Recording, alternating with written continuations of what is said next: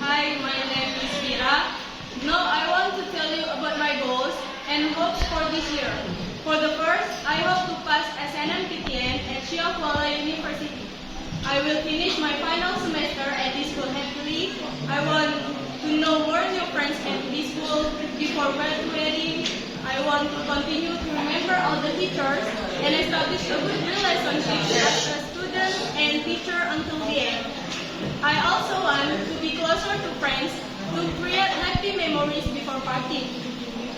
If I pass SNMPTN, I will start to living alone in Banda Aceh.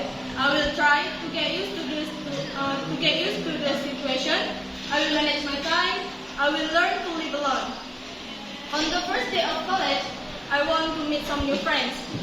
In this year, I will also try to learn more about chemical material and learn to speak English. Before college, I will also learn some cooking from my mother because I'm not very good at cooking. In this year too, I want to try to save and think about step for my own future. I hope this year everything goes smoothly.